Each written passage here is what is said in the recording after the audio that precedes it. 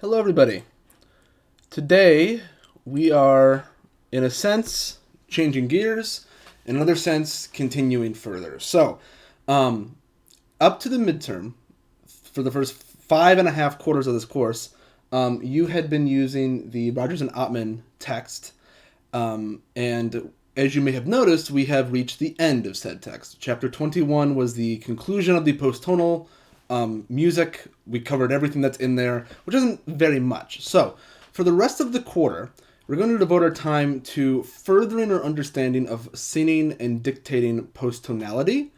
We're going to be shifting gears a little bit. We covered some set theory type stuff, and I'll talk about how that will be changing a little bit.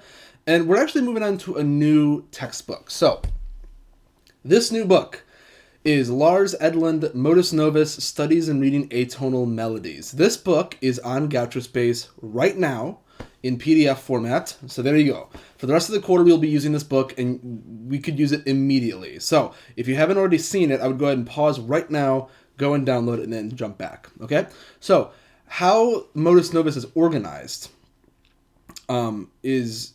I'll talk about in a second in more detail, but this is a really interesting book because it is entirely about building your fluency in sight reading post-tonal melodies by kind of altering the way that you view things like distance and intervals, okay?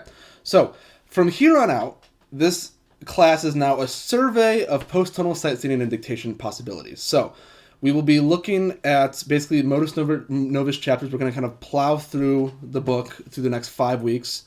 And the scope of the course is going to change a bit. So in previous quarters with tonal music and the tonal idiom, it was about depth. Lots of nuance, lots of subtlety, the difference between a 2 half diminished and a 7 fully diminished and stuff like that, which isn't that subtle as you know now, but distinctions like that are relatively fine in the wide scope of tonality.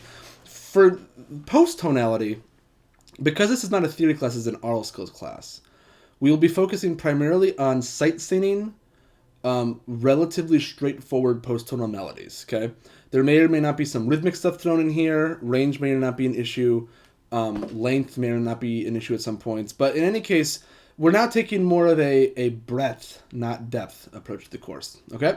So, set and tone rows will continue. We've talked about set theory a little bit last quarter, very briefly, but this will not become a theory class in the sense that it will not be, let's sing a row and then now tell me what the prime form of this row is. It will not be like that per se. There may be shades of that here or there, but the focus is going to be on just intervals and just performance. Okay? So whenever we use numbers and integers for either pitch classes, so, C's are 0, 8s are A flat, and so on, or for interval sizes. Okay, we'll keep doing that, but in terms of for those of you who have experience with 20th century music, we won't be doing matrices or anything quite like that. We may or may not get into some operations of some of our trichords, and we may or may not add tetrachords as the course evolves. We'll see. But in any case, Modus Novus provides for us some harmonic dictation opportunities, as we'll see. We're going to cover that on Friday of this week pretty hard. So harmonic dictation will continue. Now, this is the schedule for the rest of the quarter. Like I said, some things are subject to change. Like we may insert some tetrachord stuff, may insert some trichord stuff here and there. But we're going to get through the entirety of this book in the next 4 weeks. So the book is organized by interval content. And every several chapters, there is a chapter that is entirely just repertoire. So how this is going to work is, for classes, we will be looking at basically a chapter a day.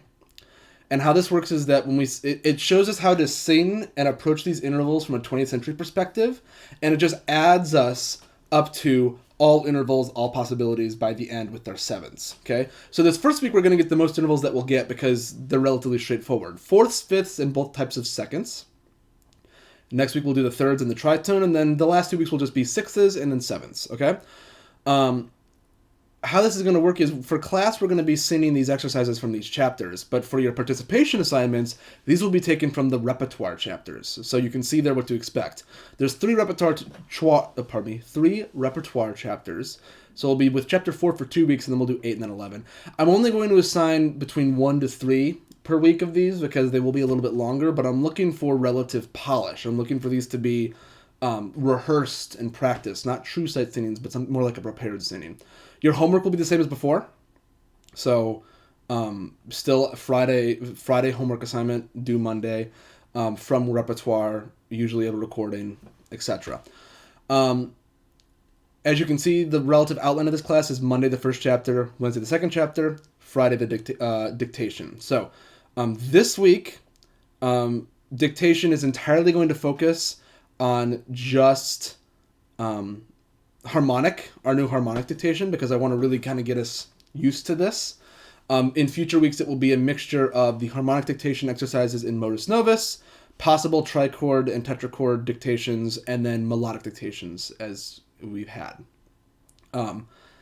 So yeah, that's basically the rest of the quarter, because then week 10 is the final. So we're gonna, again, this is too big of a book to get through any detail. In a different curriculum, this book could easily be the entirety of this quarter. So we're just going through things quickly to just get kind of a rough idea, so that way, should you ever encounter this repertoire, you have some experience with approaching it. Okay? So we're actually going to go ahead and start with chapter 1 today. Chapter 1, we're going to hold off on fourths until Wednesday. Fourths will appear in some of these examples, but we'll talk about fourths in more detail on Wednesday's lecture. So, chapter 1, major seconds and minor seconds. Relatively straightforward. We've been singing major seconds and minor seconds forever. Be the major scales, but also for our symmetrical scales. So for octatonic and whole tone, those are both major and minor second constructions, okay? So for instance, here's an example. Modus Novus puts everything in 3 languages, so English is on the right, as you can see. These 3 examples, let's start with the top one, we'll do the bottom one, and then we'll do the middle one. The top example is entirely minor seconds, okay? The bottom example is entirely whole tones, major seconds, and the middle example is a mixture of both. Now, something that this book is really useful for, and that I would recommend trying to get used to, is really trying to hone in your ability to see an interval and immediately know its size, right? So, for instance, I told you the interval content of these examples, but looking from things that you see in the 20th century are things like F sharp to A flat. Knowing that F sharp to A flat is not a, let's see, that would be what, a diminished third? No, F sharp to A flat for our purposes, major second. That kind of skill, okay? So, let's go ahead and try some of this out. So here we go. Let's do this top one here, this top one. Basically, everything is a half step down or up, so you just have to watch the direction, okay? So we're going to go through this. Go ahead and sing with me. I'm going to try to do this in octaves, okay? We'll go ahead and sing through this once. We'll take a look at the whole tone one, and then we'll have you try the whole tone on your own, and then we'll both regroup for the middle one and then do the middle one together, okay? So here we go. All half steps. Ready? 1 and 2 and 3 and 4 and...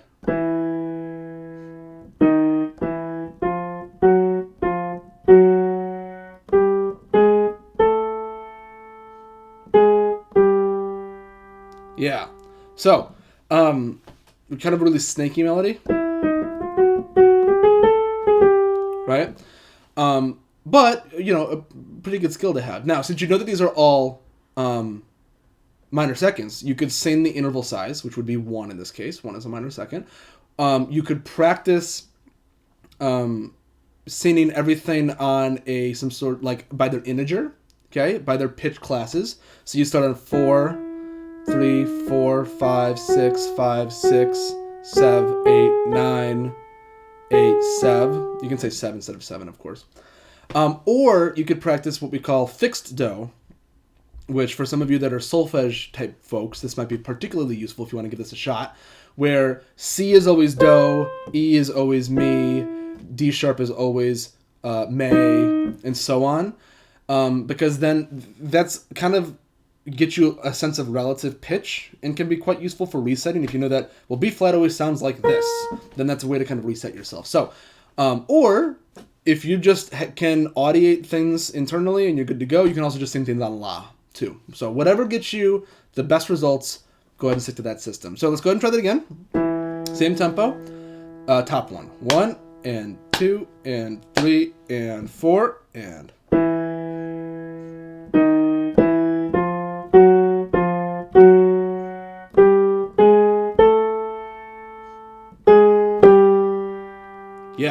Yeah, okay, good. So let's skip the middle one for right now. Let's go down to the bottom one. So the bottom one's all whole tones. Starts on A. This one is in 6/8. I'm going to go ahead and I'll conduct the eighth notes. Okay, go ahead and sing this pitch. Okay, so take a look at this one. Remember how our whole tone scales go. And review how to sing this one. Take about 15 seconds, and then I'm going to go ahead and conduct for you.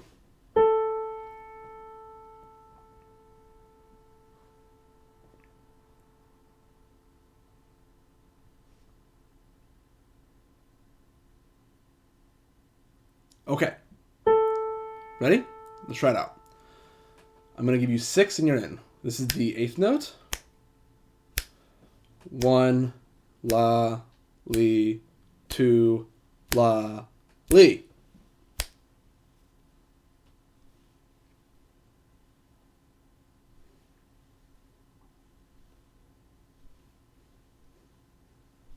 Okay.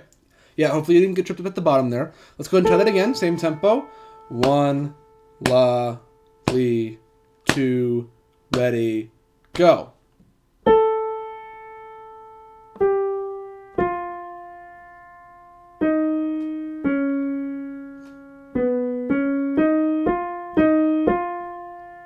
Yeah. Whole tones. So that should be relatively familiar to us because we've had whole tones before, we've sung whole tones before. That's kind of where we ended before the midterm. So let's look at this middle example now. This middle example mixes half steps and whole steps. So again, knowing how to eyeball where you have the switches is important. So notice, for instance, we start whole step, half step, whole step, whole step, half step, whole step, half step, and so on. So being able to very quickly scan through and get a sense of your interval content is particularly useful for post-tonal sight singing. Okay? So for this one, here's your first pitch. Take 30 seconds and review this. Okay? And then we'll perform it together. Okay? 30 seconds.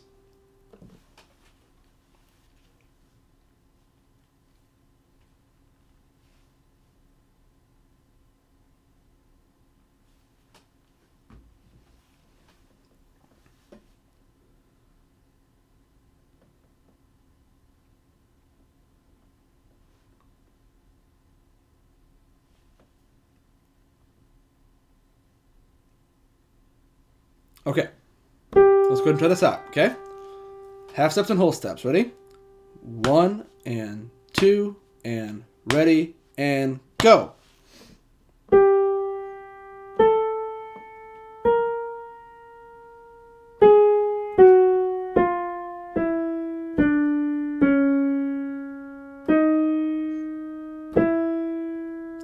Okay, not too bad. So, the trickiest thing about this one, which I think is also what makes it relatively easy to piece through if hard to hear, is you've got kind of these kind of mode switches where, again, you start with G natural, A natural, and then you go to B flat, and then on the way down you go A flat, G flat, right? So you switch. So make sure that when you're going back down, as a way to check yourself, make sure that when you get to that G flat in the downbeat of the second measure, that you're not where you started in the first measure. Right? Okay? Let's try that again. Same tempo. 1 and 2 and ready and go.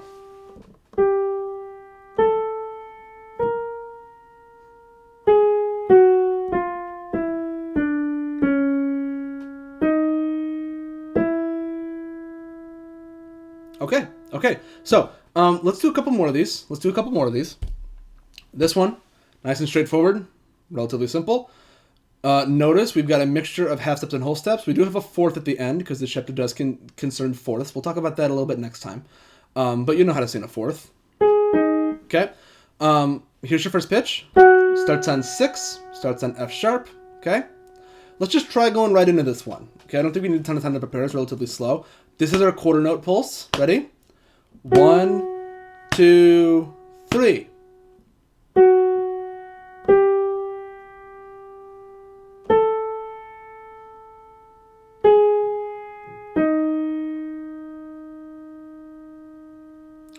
Okay. So, this one is rhythmically, assistance is, it's on your side here rhythmically. Again, you do have that kind of I keep saying mode switch, but I mean that not in like a musical mode sense, but in like a general sense. You've got this switch of the G natural on the way down to a G sharp, right? Something kind of tricky to keep track of. Okay, let's look at another one. Here we go. So starts on C, starts on 0. Okay, we go 0, 10, 8, and then we go down to 6, right? 0, 10, 8, 6, whole tones, right? See, there's that pesky F sharp, A flat. That's a whole step, right? Edlund easily could have put a G flat, but because of the fact that then the F sharp then resolves up, I would imagine that that's the reasoning for that. So, right? So there it is. That's the whole thing. So let's go ahead and try this out. Okay, scene 0, scene C, scene La, scene Do. Ready? 1, 2, 3.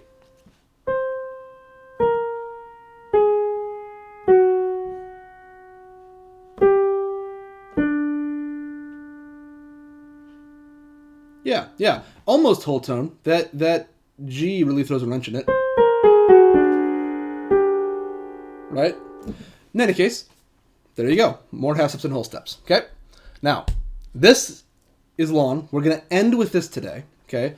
Now, this is the kind of example that happens at the end of every chapter where it's not like some of them are repertoire. In this case, this is just kind of a longer melody. Now, instead of just having you jump right into this, let's go ahead and talk through some things because there's a lot here that recurs and that really operates on your side. So notice we begin on G and F. The second measure is just more G's and F's. And then we go down to F sharp, right?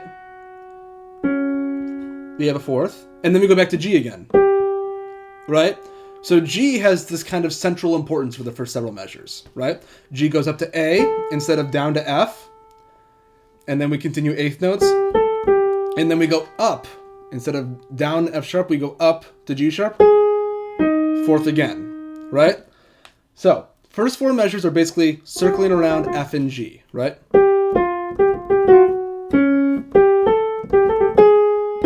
And so on. I played that very badly, very quickly, but you get the gist, okay? Then we have an octave, okay? Right? Not too bad, we can handle octaves. Notice that C sharp and B sharp half step apart. And then we do another kind of natural shift down. And then we keep going down. Right? Some whole tones there. And then we back down to our G pitch again. Right? F sharp, E. So, I think in terms of interval content, measure 6 and 7 are some of our more complicated ones here. Because we've got... We've started on C sharp and B sharp. We go to C and B. We go to B flat, A flat, G, F sharp. And then we finally go E and D sharp. Right? When we get back to 9, we have a bit of a reset. 9, as you can see, is very similar to our rhythm from the beginning, just in a different place now. D up to E. Fourth up instead of fourth down. Right? A little shit at the end there. So, the form of this thing can almost be seen as like an ABA, so to speak, where measure 1 to 4 is an A, measure 9 to 13 is kind of an A prime, measure 5 to 8 is the B section, so to speak. So, we can organize and kind of map on form based on our motives and based on our pitch content for post-tonal music, such as that. So, I basically just played through the whole thing in very short little bursts throughout. So hopefully you kind of have a general sense of this. So take 15 seconds.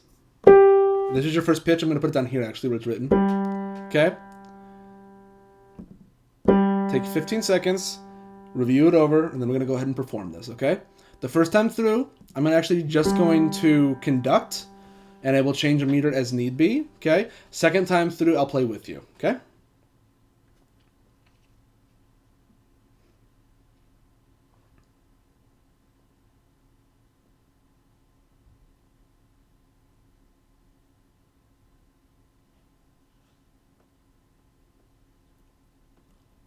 Okay, let's try this out. Ready? Sing the first note.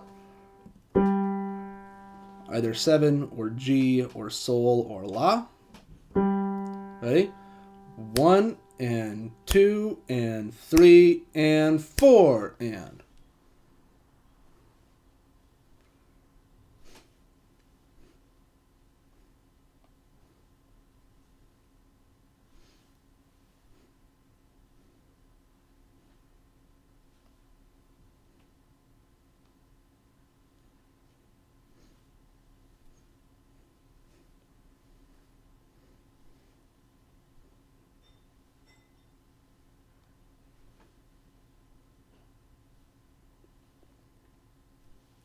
One, two, 1, 2, 3, 4.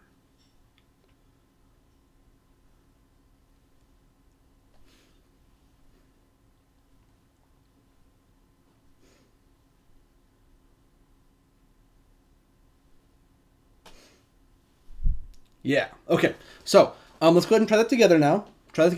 We'll regroup from the first time through.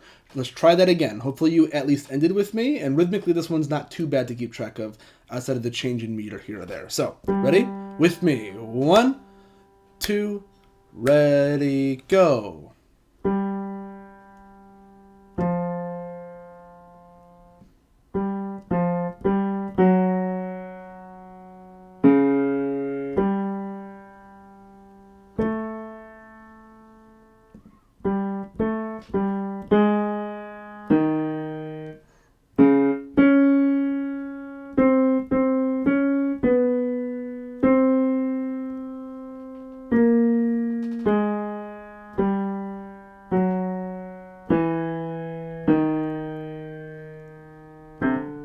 Pardon me. Measure 10. 1.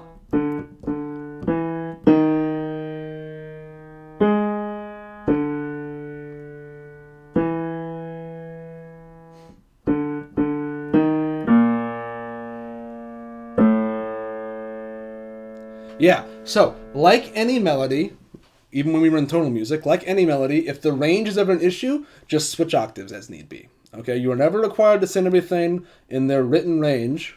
Okay, you are always allowed to switch octaves as needed for these purposes. Okay, so let's take a look at next time.